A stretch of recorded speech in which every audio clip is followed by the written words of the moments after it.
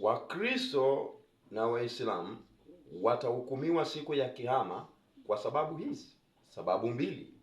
Wakristo watahukumiwa kwa sababu walishindwa kumwamini Yesu na kumuishia. Waislamu watahukumiwa kwa sababu walimkataa Yesu.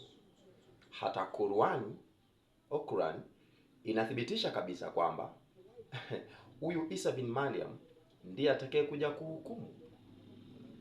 Sio kama unanielewa. Sasa hawa wanaomkataa Yesu, sawa, wanamkataa Yesu kwa sababu kwamba moja, Yesu alizaliwa. Sasa Mungu gani amezaliwa? Na Mungu gani ambaye ana baba na mama? Sasa Mungu hajawahi kuzaa. Hizo ndo sababu wanazozitumia.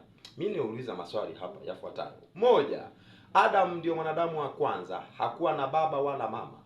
Tunakubaliana kabisa. Sasa kama tunamkubali ndiye baba wa vizazi vyote na hakuwa na baba wala mama, shida iko wapi kumwamini Yesu? Unakuja kuona kabisa shida ni swala la ufahamu wa kimungu, ndio haumo ndani ya hivyo vichwa. Adam ndiye aliyesababisha apatikane Hawa. So Adam aliumbwa kwa method inaitwa direct creation.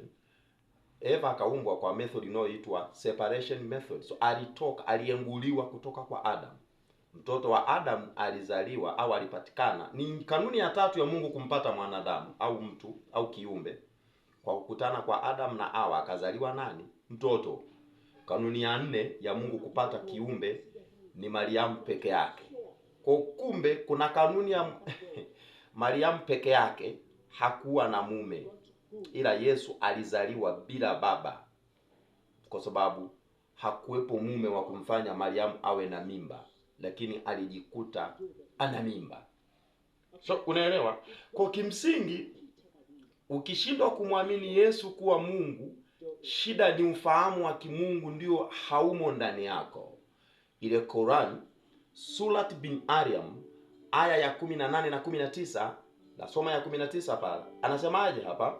18 nazungumza Maryam, 19 nazungumza, anamjibu malaika. Anasema hakika mimi ni mwenye kutumwa na Mola wako mlezi nikubashirie tunu ya mwana aliyetakasika.